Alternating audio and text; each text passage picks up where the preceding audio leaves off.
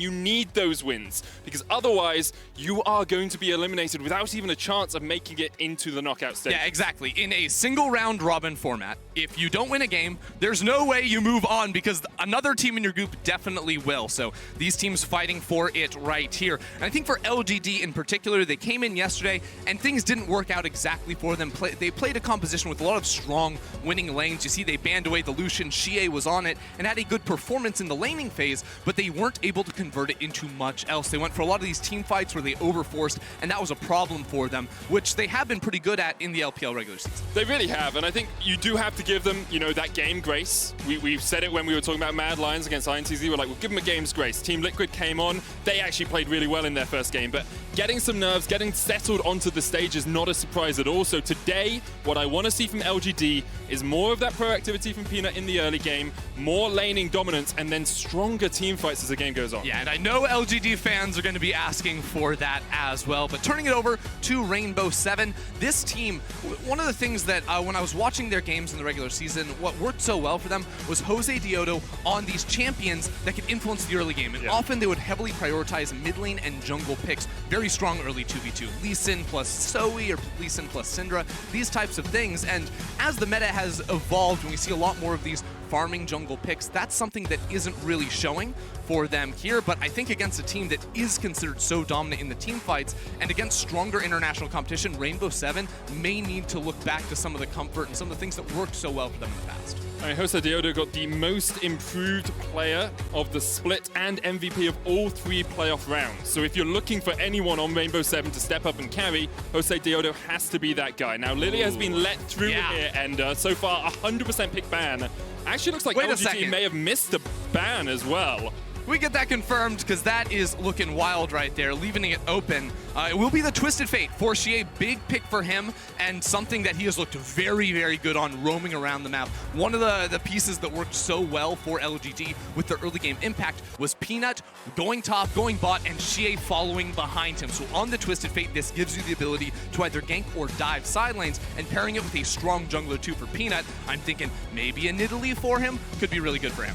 His Nidalee is incredibly strong. It's been taken away from him so many times, and actually you can see Rainbow 7 saying, we don't want to give that across, we're going to take the Nidalee ourselves. We have had it confirmed that LGD missed their ban, either elected to not ban or just missed the timing window in which they can ban a champion. Yeah, usually I've been around that before, where you have teams that are in comms like, what do I ban? They search at the last second, typo, and they can't lock it in. So LGD dropping that one, but I do like this for Jose Diodo. Nidalee is one of those farming junglers that still can make an impact when you pair it with lanes with strong setup. The Nautilus, they just go ahead and lock in there. That gives you that hard CC that makes the spears very easy to land, and if the spears are connecting, it amps all of your Cougar form damage. You're going to be doing a ton in those games. Going to team it up with the Nautilus from Shadow. Very safe support, pretty good in most matchups. There's only a few supports I would pick into it. Things like the Leona can be very strong. Of course, what about the Rakan?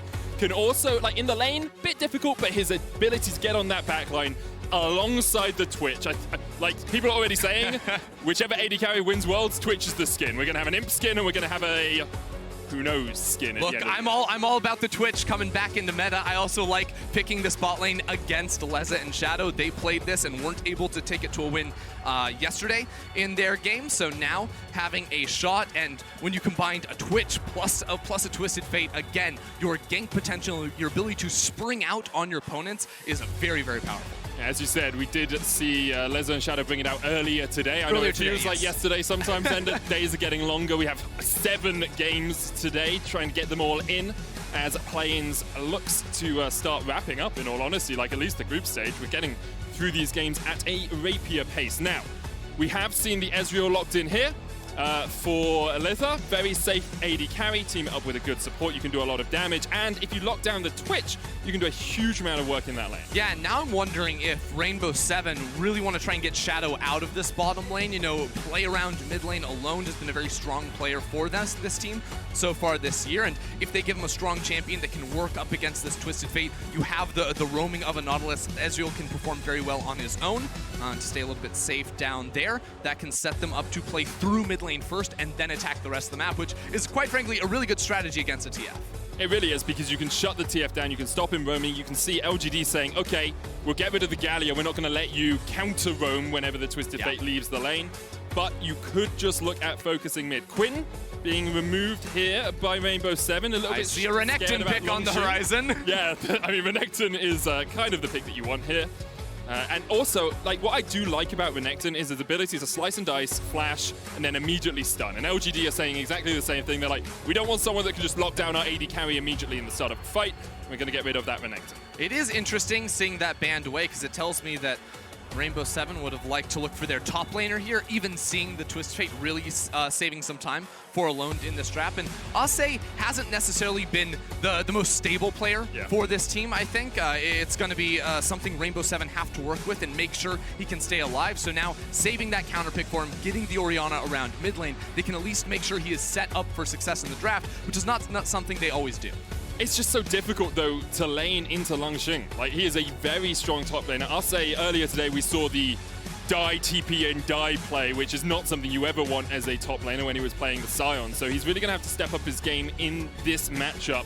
And when Langxing has the Camille, when he has one of these scaling carries alongside Peanut on his signature Lee Sin, like, this LGD composition is just saying Peanut's going to be unlocked, GA is going to roam down towards the bottom lane, and it's going to be absolute devastation if they get rolling. Yeah, and it's just the Ornn on the other side now coming up for Ase in the top lane, so offering a more team fight presence for the squad. It is to be expected, but this team from LGD is a very different look for them. It's not just about, you know, playing it slow, only winning lanes. Peanut is going to have an early game influence. He has 3 separate lanes that are all pretty solid to gank for. I expect to see a lot of his time spent around mid lane, potentially roaming that up towards top early on, because LGD with Peanut on this champion are looking to pop off early.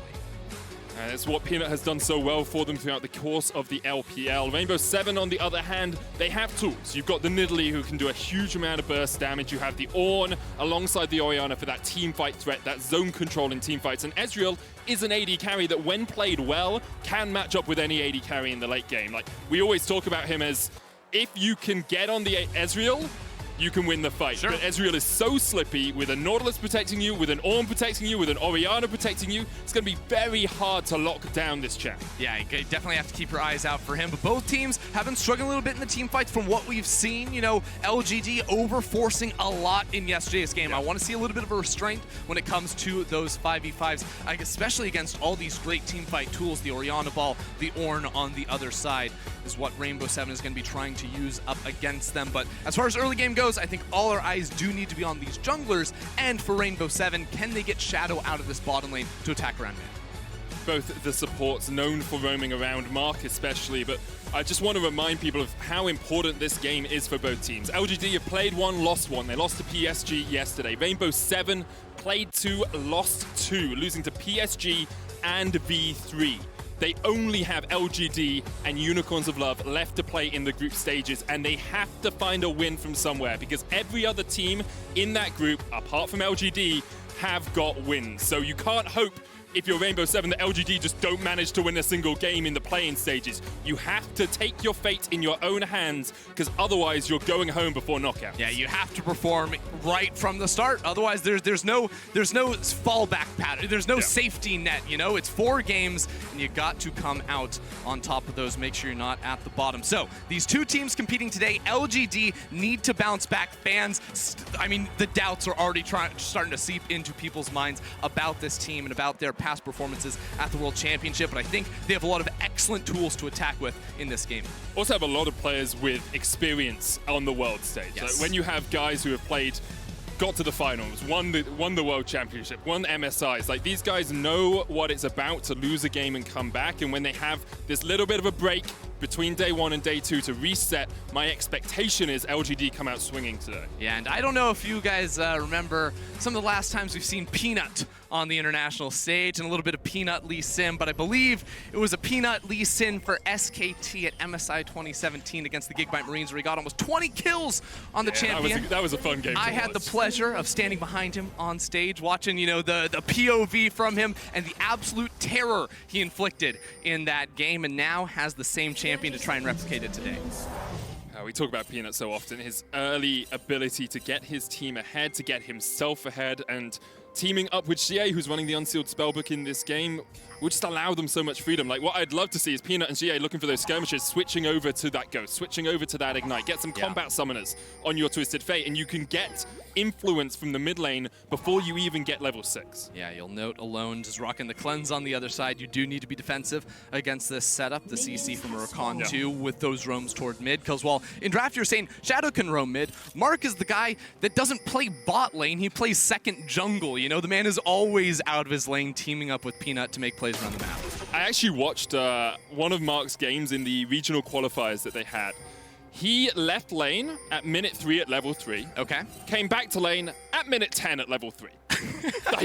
he just doesn't play with his AD carry a lot of the time, and Rainbow 7 are looking for a bit of an invade here. They've got the Oracles. They will spot that there's a ward in here. They see them over the wall too. Oh, they spotted them. You can see with the Oracles, you get that silhouette. Laser going to put some damage down across the wall. Krug's now spawned, and Rainbow 7 we'll just back away from this for the moment. Yeah, Kramer was just the human ward for a second, using the stealth to face check that brush. But now I think Peanut's just going to go ahead and start on the Krug camp. A lot of times you'll see like these more like AP junglers when there's an invade happening try to sneak away the Raptor camp. Lee Sin, not too great at that, but Krugs, he will be fine to start on. And with both junglers delayed, shouldn't slow things down too much. Yeah, it's one of those, because Peanut wasn't able to get onto his red buff, it's actually fine that Rainbow 7 failed the invade, or at least weren't able to get everything they wanted out of it. I will note Kramer has gone Cull first on the Twitch. We're seeing a lot more of this, as we said, on AD carries, because you get that life on hit rather than pure life steal. Yeah, and the other thing, too, that I think is pretty cool is Mark finds the jump. In. Level 2 for Mark already. The Ignite goes down onto Lather. Now, should just be able to walk away from this. Yeah, and I'm not sure if Kramer's taking cut down, but the thing when you start Cull against a Doran's, because Doran's gives you that flat HP, you actually are at a health disadvantage, which does give you a little bit of extra power when you take these early all-ins there with the Cull. I'm wondering how Mark got level 2 so quickly in that lane.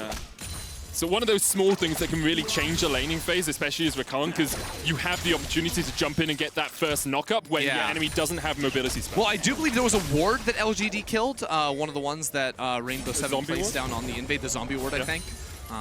Which does give a little bit, but it's regardless, we shouldn't dive into the depths of it here. Sure. And there's a lot of other things we can talk about on the League of Legends stage today. So we see Langsheng just pushing in this top lane. Peanut did exactly this yesterday. Yeah, and look at this. Walking topside as Langsheng has this wave crashing set up already. Jose Diodo is on the right side of the map, but still very far away with Xie to follow. We were talking about this so much in draft. Xie and Peanut teaming up. Now, Xie did walk across the ward. Acer is going to try and get rid of as much of this minion wave as possible. Langsheng still tanking up the tower. Peanut goes low. One more shot would be enough. And that's the kill over to Rainbow 7. 1 for 1 in the top lane. Yeah, the turret damage ramp up definitely punishes Peanut there. Doesn't use his flash to escape, but still denies a few minions underneath that tower. And it's a great roam from Xie. I mean, even some of the decision-making on his Twisted Fate is so interesting to see. He pops his cards very, very early in case Nidalee is around in the area, and then locks in the gold card at the last possible second, flashes forward to help out secure that kill onto Ase. Ase, yep. Apologize for getting the name wrong. Sometimes in the heat of the moment, you just read what you see on the screen. I have been practicing my pronunciations. Look, we have Ase, we have Ace, we have Shadow, It's just too much. Jose Deuwu. Oh, sorry, Deodo. Yep, that's the one. No, correct. Yeah. He did tell me on Twitter we can call him Jose Sita if we wish. If we wish as well. We'll keep that in mind as we check out this dive once again. I mean, everyone in the game knows what's happening for this one here. Langsheng has the extra shield he uses, but the flash forward and Peanut making sure he lands the Q. He definitely could have flashed out of that one, I think, over the wall. But regardless, will be a pretty solid dive at the end of the day with Xie picking up the kill. Yeah, sometimes when the turret aggro juggles a little bit like that, you underestimate the amount of damage that's coming to you, because you see it on the other guy, he's like, oh, he took a third of his HP, and then you forget that obviously it scales up for the first few shots, so you're going to take more. And it looks like just a slight mechanical misplay there by Peanut. He's gone back, got himself 2 longswords here on the Lee Sin. Yeah, now while Peanut was making that dive happen, Jose Diodo did go ahead and invade the blue buff side jungle from Peanut, got both the Gromp and the Wolf camp, so has a couple camp advantage at the moment with the red smite too, which is very good for any sort of early skirmishing or even ganks whenever you go for those fights. So curious to see what he can get done, but of course there was a deep ward placed by Mark on the Gromp camp that he's just now clearing away that will reveal his position. It does mean that Jose Deodo does have about a level advantage in terms of experience. Peanut has gone over towards his Wolves, realizes that they're not available, so he's going to be quite far behind in XP. Yeah, I think Peanut's going to try for a Raptor invade right here. You see Xie has mid pressure, so there's not really a gank opportunity around mid, but he wants to find Jose Deodo with the pressure from Xie coming around. Alone just hit level 6 as well. He's going to come in from the side. The smite goes down. Peanut, I believe, secured the big Razor Beak there. And Xie stole away just one of the small ones. Yeah, so here's the thing. Right now, that's not a huge win for Peanut. He just has nothing else to do on the map because all of his camps were down. So it's nice that he gets that, but he'll still be at a large disadvantage. Jose Deodo level 5. He's only level 4. Will tick over soon with the Gromp and the Wolves respawning, but Jose Deodo with all the pressure currently in the jungle matchup. And I know we're only 6 minutes in, but we did talk a lot about the 2v2 jungle synergy. Jungle mid synergy early on, and Peanut, after losing that first fight, kind of let himself down a little bit. He's fallen behind Jose Deodo. Mark, misses the knockup as he came in for the gank, but my expectation was that LGD would be able to control the game a little bit more than they have. You look at bot lane, CS, relatively even, 5 or 6. Top lane, we've got the extra kill on Ase, and he's even in CS. Mid lane, CS lead for Alone. We are only 6 minutes in. We're now seeing these ultimates come out, but if LGD aren't able to get a little bit more out of the next 10 minutes, you actually have to give Rainbow 7 a chance. Yeah, I mean, Rainbow 7 do have some good scaling tools with the Orianna and the Ornn, of course, handing out items. Not to say LGD are slouches later on, too. Longsheng can take over side lanes with the global pressure of a Twisted Fate, and we all know what a Twitch can do in the bot lane later on in these fights. We know Kramer just loves to farm up until he can get those 2-3 big items, then just unleash himself within those team fights. But now I'm wondering for LGD, when can they make their next play? Because top lane, Ase now has his ultimate. He's got some health items, so it's a little bit more difficult to pull off the dive. So you immediately think, what can we do around bot lane? Or can Mark find Jose Deodo in the jungle? Can we port on the enemy Nidalee doing that? And I almost wonder if a good play could be using off the reset of Kramer and Mark coming into bot lane, Twitch out of stealth, all of a sudden pops out. Exactly, with the TF ult on top, could be a good one. And it also feels a little bit like the next play should not be a kill, because there are too many flashes and too many utility spells available for Rainbow 7. What I think Mark was doing when we saw that last roam was he was trying to get the flash out of Alone, because then the next fight, you come back in, you get the kill because there's no escape for the Orianna. But right now, Rainbow 7 have kept all of those summoner spells up, they've kept all of that utility up, so LGD will be looking to try and burn some of those before they can go for the all-in. Yeah, one thing to keep in mind for LGD, teleport advantage for Longsheng in the top side, and wards to come to. That's why Nautilus is so good into Rakan! Chef's kiss! Beautiful stuff there from Shadow. Very easy to predict. As soon as you see the battle dance onto the Twitch, you know that he's going to go in for the grand entrance, but the hook is so good into Rakan. You stop him in his tracks. I like this idea, though. Trying to go for a trade, see if Rainbow 7 would commit a little bit too hard down bot side. Now Peanut will just sneak over the wall and take away the dragon. This is what you need to be doing on the Lee Sin, especially against these matchups like a Nidalee or a Lilia. On blue side, pop over the wall. Unless Rainbow 7 have committed a ward inside of the pit, you're going to be able to take that one without revealing too much.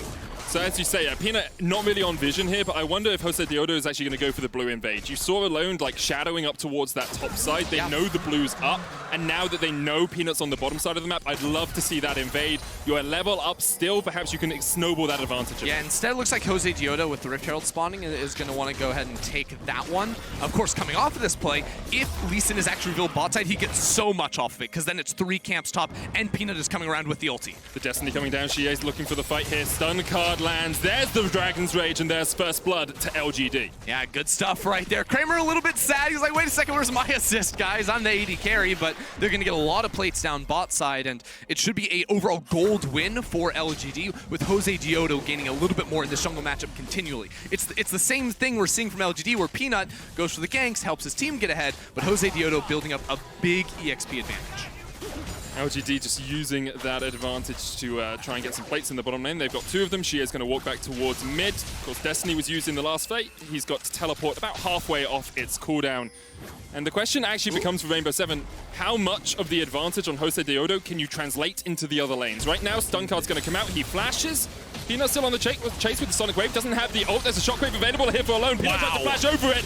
Peanut will go down. 1-for-1 trade in the mid lane as Alone now tries to turn it back around on Xie. But here comes Langxing. Flash away. Hexagon to him. Diving under the tower. Alone surviving for as long as possible. And Langxing should be able to walk on out. They're going to make that one work. LGD fighting around mid. Even without the ultimate there from Peanut, they make the call and they go for it. Really well executed, knowing that Langxing was going to come around, and they pull off the dive on top.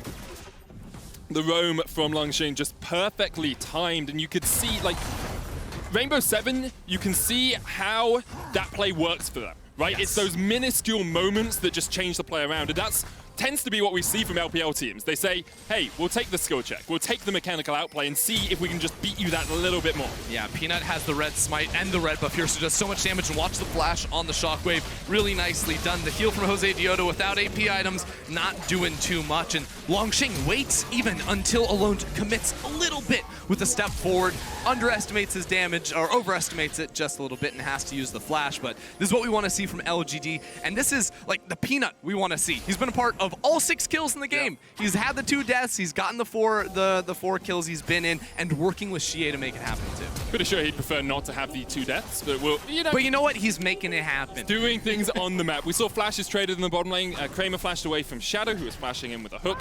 Does mean that Twitch is a little bit more vulnerable, and especially against the Nautilus, who can just walk up to you and point and click you with the depth charge.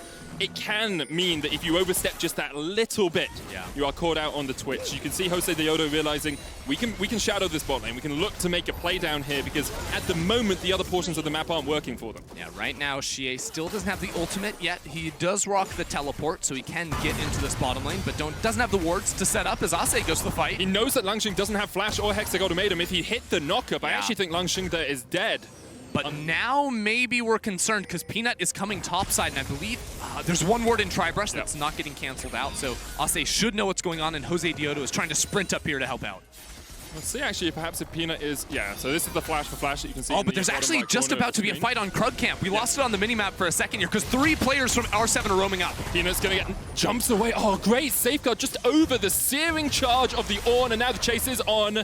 Command Dissonance used. Ase's going to flash forward, and Peanut feels the hammer in his back. A kill over to Ase, second of the game for him. It's a really good punish right there from Rainbow 7. You know, Peanut was looking for a gank initially, then converts it into the Krug Camp. But of course, there's a ward in the Tribrush. He didn't expect, he doesn't have a sweeper to try and block that one out. So Alone and Jose Diodo came up and were able to punish him. Rift Herald was used in the top lane as well. That's first tower of the game over to Rainbow 7. Still a 400 gold lead to LGD. They've been able to pick up a few more of these plates in the other lanes. Yeah, and it's a 2-level lead in the jungle. So like, well, on one hand, I'm like, yes, Peanut, you're doing a lot of great things going for ganks. As soon as you start to slip and you realize that this lead is getting larger and larger and larger for Jose Diodo, can they convert it? They're going to look here, but Alone has no mana. Xie has heal, and also has the ability of just walking in a straight line away from the spear. Yeah. Easy. Not even close. Just whiffs right by his ear, and he will walk away. And we do come back to that question, Ender, that we discussed earlier on, which is, can Jose Diodo translate his lead into a team lead?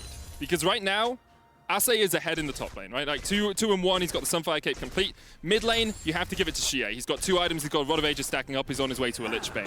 Bot lane, I think Kramer has a slight advantage, but it's relatively even, right? Just in terms of CS. With the CS and the turret plates too, I actually think Kramer's in a really nice spot on this Twitch. The only one really on Rainbow 7 that has a sizable lead is Jose Diodo with this 30 CS and the extra experience he has gained. So the question is, can he take that and funnel more gold into his Orianna so she can carry, into his Ezreal so he can carry? Well, they're going to start with this play around Dragon. I think the best news for Rainbow 7 would be if LGD tried to fight them at this spot, because as you can see, Langxing going topside, no TP. Peanut wants to fight Alone. There's the Destiny coming out as well. Here comes the quickness mark, flashes in, Destiny Gate used, and Alone almost falls, doesn't get the shockwave off in time. Jose Diodo falls down towards the bottom side of the fight. Ase's coming in with the Call of the Porch God. The Ram finds its mark on Xie, who locks in another gold card, then pops his stopwatch mark, jumping back forward. Jose Diodo looking at the spears across the wall. Just trying to get that chip damage in, but right now LGD are able to get out with a single kill. Look, it's supposed to be a numbers advantage fight for Rainbow 7. They had the TP advantage, but LGD find the pick, so they actually had this brief window where they could punish, and then a couple of mechanical failures for Rainbow 7 give LGD the kill, and now they're going to be potentially able to fight over this Dragon while Langxing gets a free lane topside. Longsheng will be looking for that tower. Plates, of course, have fallen off now, so won't get all of that extra gold. And actually looks like LGD are going to give this one up. Second dragon of the game, not vital. It's only a Mountain Drake. It's not going to give you too many stats. Only really the Ornn benefiting a lot from that extra armor and magic resist. And it's going to be an Ocean Soul here, and both teams will be eyeing that hungrily. Definitely. Wow, look how far ahead Xie is here, too, on the TF. Of course, gets a lot of bonus gold from the passive, but with his... no, I mean, of course, the roaming is the big deal here. 3-0-2 at the moment. And now, Jose Diodo, I do like this play. Like, Herald is one of the ways you can convert some gold into the rest of your team, and they see the duo bot side from LGD, so focus these early objectives now, and maybe convert that into a mid lane tower. They should be fine underneath the tower. It's getting chipped away, but that last minion will fall. Mark has the battle dance just to dive back onto Kramer, and they will walk away. There's the Rift Herald, as you say, 16 minutes in. No plates for it to take, but mid lane usually is the place we see the second Herald used to try and crack that open and give yourself just that little bit more flexibility in how you position around the map. Yeah, I'm like, I don't know if this TP from Xie is going to be able to stop this push on with the Rift Herald. He does get the minions, and actually, Rainbow 7 are backing away, so it will just take this turret very, very low, unable to actually finish it off. I mean, Xie is ungodly scary right now. Like, he's a Dark Souls level boss. Lichbane, Rod of Ages almost completely stacked up. Wonder if he'll go towards the Zhonya's Hourglass next. I think it would just give him that little bit more protection. He already has the stopwatch that he's used. So I would love that as his next itemization, because after you get that initial burst in, you also have a Twitch, you also have a Camille. Like, even if Rainbow 7 are able to kill Xie on this Twisted Fate, they have to deal with a lot of other threats. Yeah, here we go, find the top side. Hexagon made him used on alone. There's the shockwave. Here comes Jose Diodo. Xie gets the stun card onto Jose Diodo, and now Xie is going to try and trade back onto alone, but can't quite get the damage down. Wow. Look, what? That was just an empowered auto attack. That's a stacked deck. That was rough, and he switched over. He has exhaust and heal while no one's bot side, so Rainbow 7 losing a lot there. I mean, one more thing. Xie, can he find it? He's looking for it. Stop. The stun card comes out. Jose Diodo flashes forward, gets the heal, gets out. That was an interesting mechanical series of plays, but we give him credit for getting out. Yeah, I'm like, I don't know if it was mechanical or maybe we lost a couple frames in there because Odiodo looked like he was blinking out of there, flashing 3 times to escape. Did get the heal off at the end, but one thing I do want to bring up is it is Dark Harvest for the Snidely, not the Conqueror, which you sometimes see, so it's a little bit worse in these extended fights and a little bit more focused on the poke, which means, like, you can't really get down and dirty, and going for the Lichbane's second item against all the hard CC when there's Camille ulti, there's Twisted Fate, there's Rakan. It's so hard to actually have influence in these fights outside of the queues. Alone is all by his lonesome here, and I'm sorry, man, but this bottom lane looks like he it actually... might be wow, okay. Like, that's a great shockwave. It was a really good shockwave. I think Longsheng pulled the trigger on his E a little bit too early because it interrupted that E, the second part of it, so... Longsheng will be unable to finish off that kill, and alone gets away with murder. He didn't actually kill anyone. Yeah. Gets away with more than he It's pretty sus. should have. It's pretty sus, let's be honest. But I will say, like, you just can't be in a side lane like that right now. That feels like he's just overpressed. He's pushed a little bit too far. He's very fortunate to get out of it, especially considering he doesn't have flash. But you have a Twisted Fate on the enemy side. You've got a Lee Sin and a Camille who are very flexible in how they can roam through the jungle, and without vision, you cannot be farming side lanes like that as an Orianna. Ace can do it because he is an Ornn, and it's very unlikely you can kill him quickly. The rest of the team can react. Now, there's a minute and a half on the next Ocean Dragon, on the first Ocean Dragon of the game here, and gold lead relatively even. LGD do have about 1,500 gold lead, but at the 18-minute mark, that's nothing too substantial. Still a good lead, and a lot of it is sitting on Xie in the mid lane. Yeah, that being said, I mean, Longsheng has a Trinity Force. Kramer looking strong as well. Peanut's just getting perma-denied. Here we go. Kramer unloads. Spray and pray coming out. Leth is going to flash away, but Xie is on the chase. Goodbye, man. That's just... You can't do anything against that as an AD carry. Yeah, but this is the combo I'm talking about, right? You think you're solo in the lane, and then out of stealth comes the Twitch. Now comes the Twisted Fate. You can do similar things with the Camille in the range she can engage from, and that shockwave is nowhere close. Yeah, just whiffed by quite a way there. Peanut flashing the Genji. Of course, we'll see them later on in groups. Be in a group with TSM and Fnatic, and one of our play-ins teams, of course. Now with the Dragon coming up, and with Lissa still being dead for about 3 seconds, this should be a pretty easy take here for LGD. Yeah, should be no problem, and Kramer gonna get that kill. And I think that one of the things I've been seeing Kramer do is like stealing away jungle camps from Peanut. So Peanut's losing CS to Jose Diodo, he's losing CS to Kramer, but those are the champions you want to be super fed. The Runans now does come in for the Twitch too, so they're maybe gonna wait on his ultimate before looking for a full-on fight, but I don't know. LGD are really strong right now. I mean, Rainbow 7 are being very aggressive. Look how far they pushed into this jungle. They're trying to deny LGD from being able to get to this dragon. And LGD, you could take this fight. You've got Dragon's Rage, you've got Hexagon Ultimatum. You haven't got the Destiny or the Spray and Pray, but you still got the quickness, and you've got that flash on the Rakan as they look to try and get into the river. This dragon might be gone before they can even get there, though. Jose Diodo is going to be able to secure it here for Rainbow 7. 2 dragons to 1, and Rainbow 7 are trying to keep that clock ticking on the Ocean Soul. Yeah, the ultimate came back up for Alone, so he was able to zone off right there, and LGD couldn't push past the ramp. The other thing is, LGD... Shockwave. The Shockwave. On Xie. The spear. Oh, it's a cannon minion instead, but the True Shot Barrage comes in, and Xie is just knocked up and taken down. Send him back to the grave, as Xie will fall for the first time this game. That's good punish in the mid lane. You can see there, LGD, how do they actually peel themselves away? That can be a little bit difficult when you don't have a true front line. The initiators are relatively squishy and don't want to soak up any abilities. Don't have a Braum wall to stop that Ornn coming through, so these heavy engages will be deadly from Rainbow 7 unless LGD can dodge away from them right from the bat. It does feel like there's a short window, though, because Xie is about to finish his Zhonya's Hourglass, and as soon now as he sees the call of the Forge God coming in, he's like, hey guys, the Ram can come all at once. Sure. I'm just going to go Golden and stop it and then flash away, use the Ghost. Yeah, that, I mean, you see, it's Zhonya's plus Flash and Ghost, because Zhonya's without it, he's still going to be sitting there. He's just going to be a sitting duck. I can see that. I can see that. I think Rainbow 7 did utilize the fact that there was no stopwatch on the Twisted Fate. Well, this Shockwave, Xie is just a little greedy in his positioning. Yeah, Shadow and Ase both coming around from the angle there. That's a little BM from the observers, but a good kill there from Alone nonetheless. Almost looked like the Orianna ball replaced his head at the end as he fell down to his knees. Kind of dark. Medically, you wouldn't be able to do it. Hexagon made him used in the top lane as the flash comes out from Ase. Langxing now winning out on these trades pretty effectively. The Trinity Force, the flash forward, Precision Protocol. Langxing taking the tower, though. 1-for-1 trade. Langxing invested his flash, invested his ult. He was able to take the kill. I mean, his true damage Qs do so much damage, but he had auto like 3 times under tower and the man's on 100 HP. Still big win for there at Langxing under the tower. This will only get better and better for him as the game goes on, with that Death Stance finish now too. Let's have a look at where we are in terms of the other items. The Runance Hurricane on Kramer just allows you so much more DPS with the Spray and Pray. Lesa has gone for the more defensive Ezreal build with the Iceborne Gauntlet. It makes sense. I can understand why you're doing it into a Camille, into a Twitch, into a Lee Sin. Obviously, it doesn't give you that straight-up DPS that you would have from the Trinity Force, but does also provide some semi-crowd control. As the Rakan tries to get into the fight, you can slow him up with a Mystic Shot. Yeah, I'm looking at both these teams right now, and I'm feeling like Rainbow 7, how they've been playing the last few minutes, I do like it. They're grouping up with either 4 or 5 people, forcing, you know, vision inside the river around these neutral objectives. Whereas LGD, again, unless they can find like a really nice flank from Mark on the Rakan, like you've been talking about, or Langxing, I think their better play is to play through their side lanes, because they do have that global presence of a Twisted Fate, Camille in the side lane too. Like, you can 2-man down towards bot side, surprise Ase, and take a tower while Rainbow 7 can't immediately respond with a Baron on the other side. And we've already said their team fight can be a little touch and go if they do get hit by those big key ultimates, so LGD need to be cautious and play through their really strong win conditions.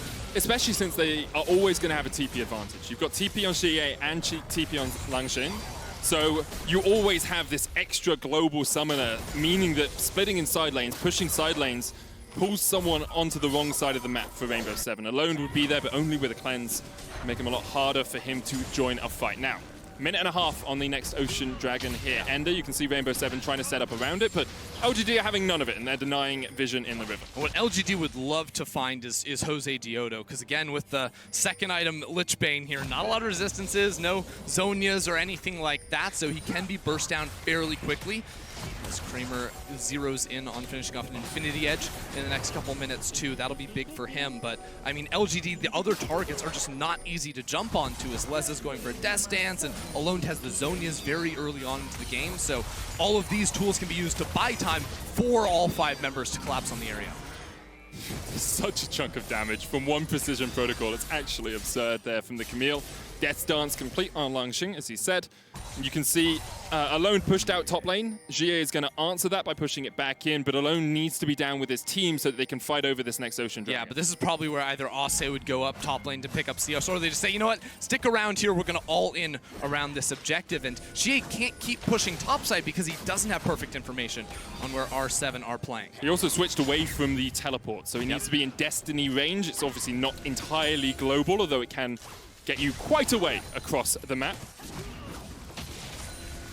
LGD, they've done this a couple of times. They kind of give up vision of a section of the river. Langxing is actually down towards huge team fight, the bottom of this. Like, LGD are committing to the 5v5 here. No one is in the side lane. They're looking for this one. Kramer has to unload with a huge spray and pray. GA has no flash, and the Dragon's actually almost already done. Langxing's going to go in. The Destiny used in the back of the pit, and they're going to Jose Diodo. The shockwave hits onto two, but the dive is in, and Jose Diodo is Jose Dodo as he goes extinct. As Kramer's opening up with the spray and pray, but Rainbow 7 going to try and turn it around. Shadow flashing away. Laser still alive in the back of it. Peanut goes gold, and now Kramer is the target. It's a 3v2 in favor of Rainbow 7, and Laser Alone and Arce are popping off. Double kill for the Ezreal. Kramer's going to ambush his way away. Alone is on the chase, but maybe they turn their eyes to Baron. Rainbow 7 come up clutch in the team fight right there, and they keep their carries alive. Somehow they make it happen. Jose Diodo, he sacrificed himself for the team, getting the Dragon in the process, and LGD, they spent everything to kill him. Lezen Alone just unleashed.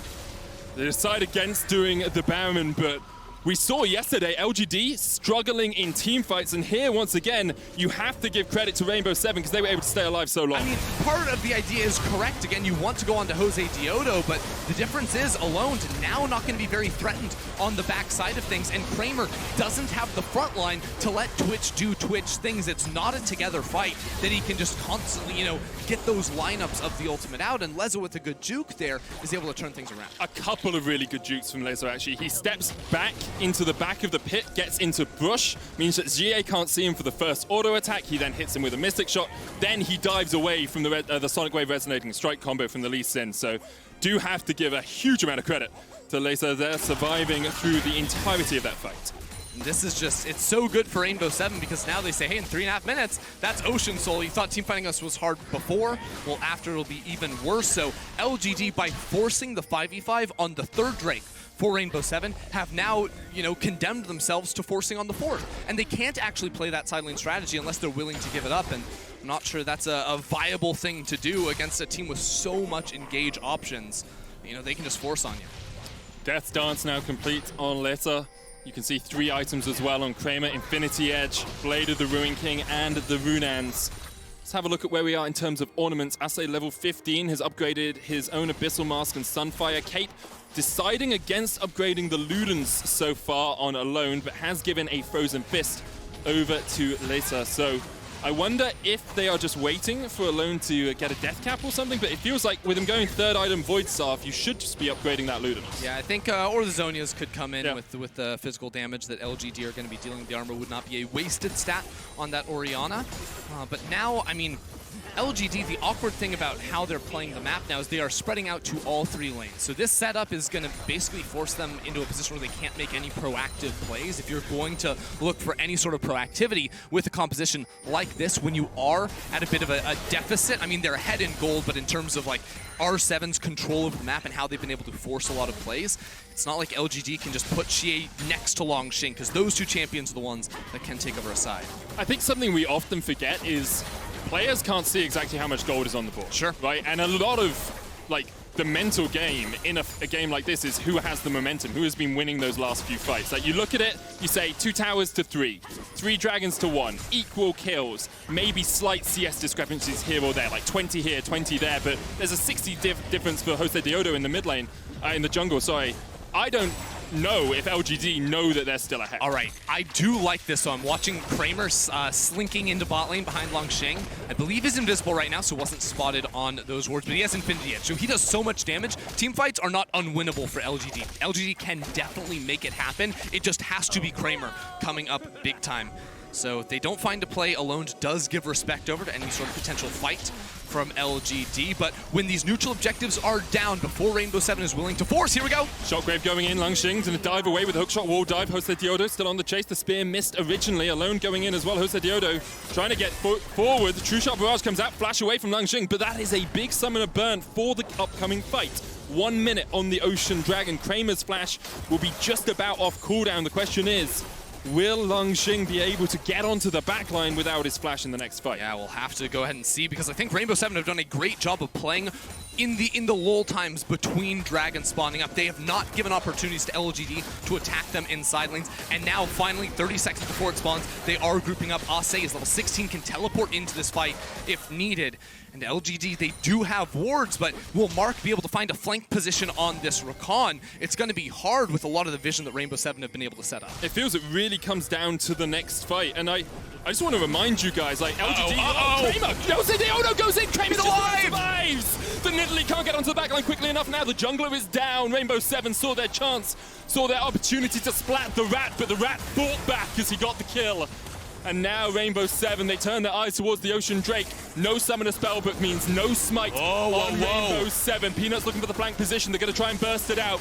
An Ocean Soul will be so big for them, but Rainbow Seven, is this perhaps a little bit too greedy as the Call of the Forge God comes down?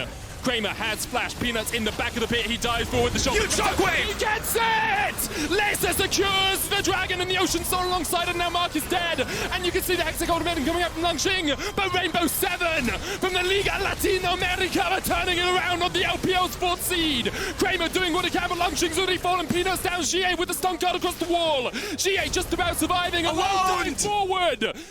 We saw Lisa fall as well, only Kramer left alive. But Rainbow Seven 0-2 against the LPL secure the Ocean Drake.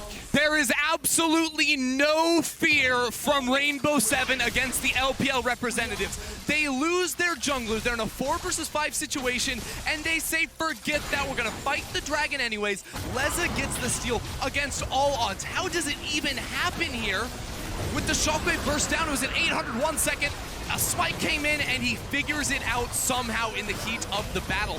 In this fight, Kramer, he doesn't have his ultimate, so a lot of the AoE damage is not there for LGD. It is still a close fight because it's a 4v5, but Alone comes up clutch, and now we're on the Baron. Mark has the quickness. He's looking to try and get in. Ase stepping forward. Jose Dioda is going to secure the Baron, and if Rainbow Seven can get out, this is 5 Barons left alive. Longxing trying to have something to say about this as Kramer steps forward, but it's a 4v3, and the hook comes down, and Longxing has now been locked in his own Hexagon Maiden. Ase knocked up by Mark as here comes Xie with the red card, only hits Ase.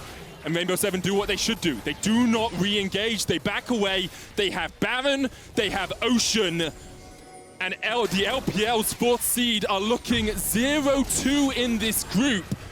And they still have the toughest teams left to play. They've still got V3. They've still got Unicorns of Love. Remember, you have to win a game in your first 4, the single round robin, the play-ins, to stay in the tournament. Rainbow Seven came into this match 0-2 down. They had 2 games left to play. They had to win 1, and they're in a position to do it against LGD and the representatives of the LPL.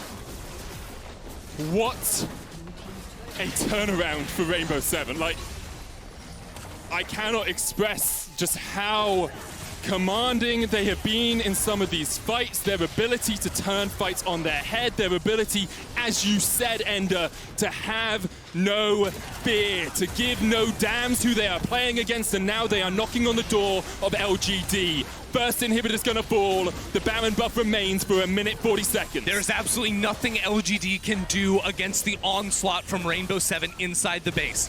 The one saving grace, the side lanes are not set up, so they will just lose the inhibitor and try to hold on. But this is a major swing for Rainbow Seven, because even after all of this, you say they win some fights, they secured the Ocean Soul on top of it all. Alone is going to be finishing off for Rabadon's. He waited, he said, don't give me the upgrade, I'll say, I want the big money on that Rabadon's Death Crown finally. And now they're going to push down top.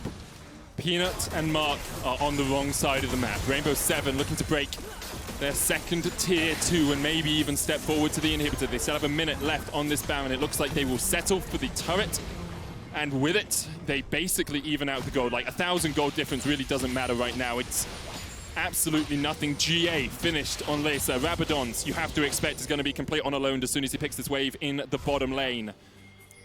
3 items on Ase. He's got a Bramble Vest to top it off, and as Kramer rattles through with the spray and pray, he will be taking That extra DPS, reducing the healing coming out as well. Rainbow 7 in an excellent position, but LGD recognize that the next fight at the Elder Dragon will likely seal the fate of this game if it does not go their way. They finished the Mortal Reminder on Twitch, and Xie has the Sorcery Elixir. He needs that instant boost of damage within a fight, and they need to find the right answer within these. Again, in the last fight, we saw Kramer fighting without his ultimate. That is a huge reason why they did not have the damage to cut through Rainbow 7. He should have it in the next one. He'll have his flash, he'll have his heal. He is the late game carry for LGD. They have relied on him time and time again throughout the LPL, and once more, they're going to have to do the same. I just can't express how incredible it is to see a team of 5 players who have never been on the international stage compete with Peanut, compete with Lungxing, compete with ZA, compete with Kramer. Like, this team, Rainbow 7, is a mainstay of the LLA, but those were names like Saya, the best domestic player in the history of the game. Those are names like Oddie, like White Lotus, like Genthix, like Jiro. These are guys that we knew, and now Rainbow 7, 5 new players taking look it at to this the pick. LPL as they look for the pick. Lacer's going to get called out by Mark Kramer with Blade of the Ruin King. Lacer does have flash, but he's not going to use it. And the GA comes down, Lacer head in his hands as he realizes perhaps he's cost his team the game. He tries to trade back onto ZA, the exhaust is used. They're just delaying and delaying and delaying. They want to make sure it's so smart. that the Elder Dragon will spawn while Lacer is dead and Kramer is dominating now. It's so smart from LGD, leaving him alive, because now his respawn time will be the exact second that Elder Dragon returns onto the map. So he has to get that long walk down into River to make it happen. But even more than that, he just finished a Guardian Angel. Yep. He now no longer has that ability. You see, he has an Elixir of Iron for the extra HP in a fight, and LGD, maybe they can find the 5 versus 4 before he even spawns. GA doesn't have the Destiny, does have Flash and Teleport. Lungxing has the same. And LGD now have control of the river, and Elder Drake is not one you can give up. Peanut takes a big chunk. 16 seconds on Lacer. LGD overforced in the team fight, especially around Dragons in yesterday's game. This game is going to come down to this Elder Dragon. It's spawning in 5 seconds, and LGD must be able to find their mark. Xie's in top lane, but he has Teleport if he wants to come into the pit. Jose Diodo and Alone looking for that shockwave, looking to try and dive in. Kramer steps forward, looking for the spray and pray. Ase jumps on towards the back line, but the shockwave is incredible! And there goes Twitch! And now Lacer can join the fight. Xie is looking to push in the mid lane. The Call of the Forge God coming out, and this should just be the Elder. Rainbow 7, there was a mistake. There was a momentary lapse from Lacer, but Alone is not willing to give up the game. Every single fight around this dragon, Alone Shockwave has been immaculate. Multi-man, 3, 4-man, right there. It's only one, but it's the one that matters most. Kramer is deleted with 6 items, and Rainbow 7, they have the Elder leading into the Baron buff. It's 30 seconds away. Rainbow 7 have everything they need to take down the representatives from the LPL. And we should take a break, we should take a breath, we should take a moment, because right now we have 20 seconds, 30 seconds of breathing room here, Ender, before once again we dive into a team fight. Once again we dive into a moment where Rainbow 7 can surprise. How does it even happen? Kramer unloads 2 autos, and from the fog of war, Alone instantly deletes him. He does not react quickly enough. LGD will be unable to contest this Baron. And yesterday you could have said it's day 1. PSG looked way better than we were expecting. LGD, you cut them some slack, but LGD fans will not cut this team any slack. Losing their 2nd game against Rainbow 7, you have to, you know the fans will not give them any leeway whatsoever. And Rainbow 7 now with the gold lead. It's like we said, it doesn't really matter too much, but Lacer, alongside a Death Stance and an Iceborne Gauntlet and the stats you get from GA, although without the passive, he has a QSS now. He trusts himself to survive long enough in a fight to do the damage. He doesn't need the damage items. Usually you'd see like a Blade of the Ruin King or something by this point, but he does not need it. Rainbow 7 looking for this inhibitor in the mid lane. Of course, they've already taken it down once this game. Mark going for the flank, and there are actually not that many flank wards here for Rainbow 7. They have to watch their sides, because otherwise an engage from a Rakan could be devastating, but they're just forced back. They're forced away. They're How still fighting. far do they want to go? There's an Elder. All you got to do is catch someone and get them down below 20% HP. Rainbow 7, you got to make a decision. You can't just stay here for the entirety of it. Either go for a side lane or go for the win. Mark is on the far right corner of your screen. Kramer on the left. That's the flank of the 1-5, but Shadowline's the hook. Mark's being hooked. That's not really the target you want. There was no follow-up damage. Here's the call of the Force God as they push the first Nexus Tower. Kramer locked out. Laser diving forward. GA has to flash away. And now the second Nexus Tower is the target as Rainbow 7 opening up. Smited by the gods of the Elder Dragon. Peanut goes down. Mark should fall shortly after. It's a double for Laser. He's looking for more. Langshing diving in. The shockwave coming out. Yohose the Ono gets one. Laser pops the stopwatch. And this is it. Rainbow 7 take a flipping bow. That was beautiful.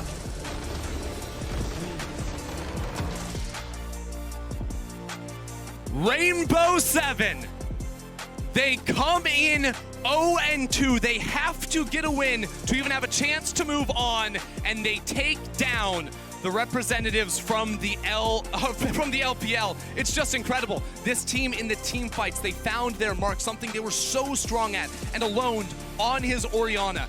It was those shockwaves, fight after fight after fight, that always landed, always hit the people they needed it to, and they come away with a huge win.